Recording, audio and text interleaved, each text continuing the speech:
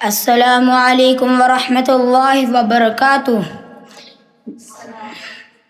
بسم اللہ الرحمن الرحیم۔ الحمد للہ رب العالمین والصلاة والسلام علی سیدنا محمد صلی اللہ علیہ وسلم۔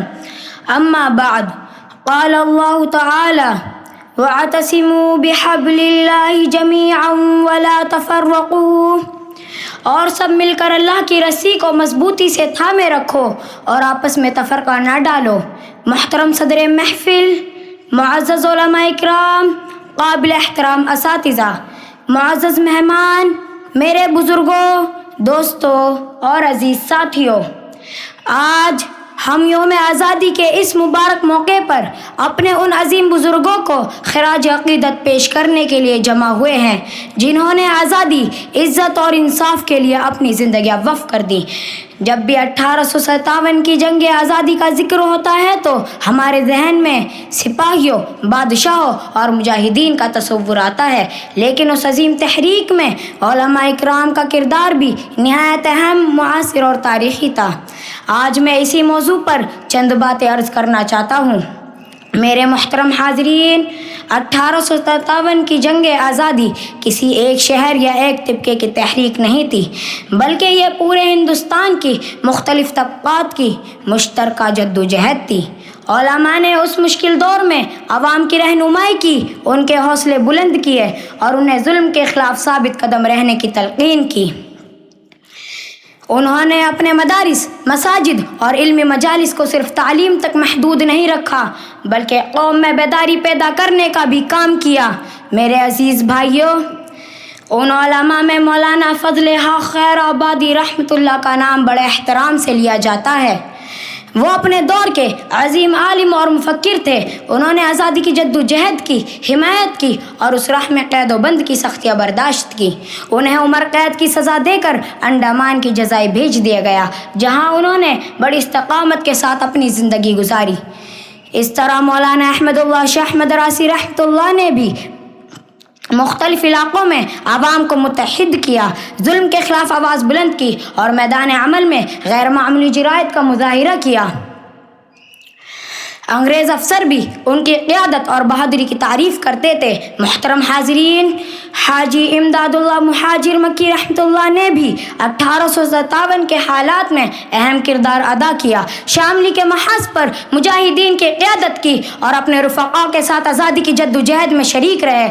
ان کے ساتھ مولانا محمد قاسم نانوتوی رحمۃ اللہ اور مولانا رشید احمد گنگوہی رحمۃ اللہ جیسے جلیل القدر علماء بھی اس جدوجہد سے وابستہ رہے۔ بعد میں انہی بزرگوں نے علم کی شمع کو روشن رکھا اور آنے والی نسلوں کی فکر اور تعلیمی رہنمائی کی۔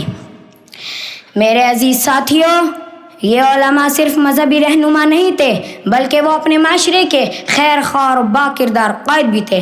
انہوں نے اپنے قول اور عمل سے یہ ثابت کیا کہ علم انسان کو ذمہ داری، ہمت، صبر اور خدمت خلق کا درس دیتا ہے۔ ان کی جدوجہد کا مقصد نفرت پھیلانا نہیں، بلکہ ظلم کے خلاف آواز بلند کرنا، انصاف کی حمایت کرنا اور اپنے وطن کے لوگوں کی عزت و آزادی کا تحفظ کرنا تھا۔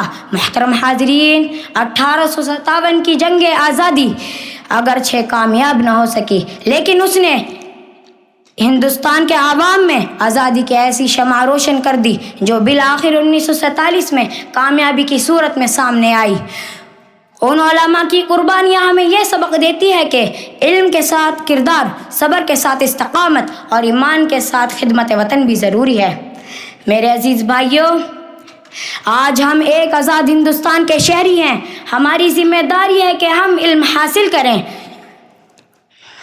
اپنے اساتذہ اور والدین کا احترام کریں، قانون کی پاسداری کریں اور اپنے ملک کے تمام شہریوں کے ساتھ محبت، احترام اور بھائی چارے کا برتاؤ کریں اور اپنے کردار سے ہندوستان کی ترقی میں حصہ ڈالیں۔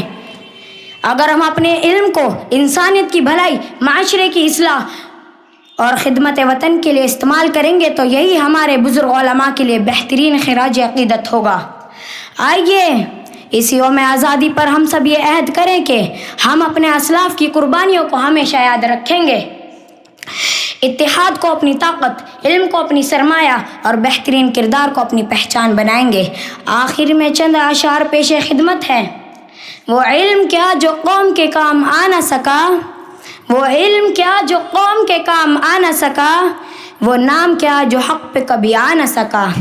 علم، عمل اور اتحاد ہو اپنا شعار، اسی سے روشن ہوگا ہندوستان کا ہر دیار۔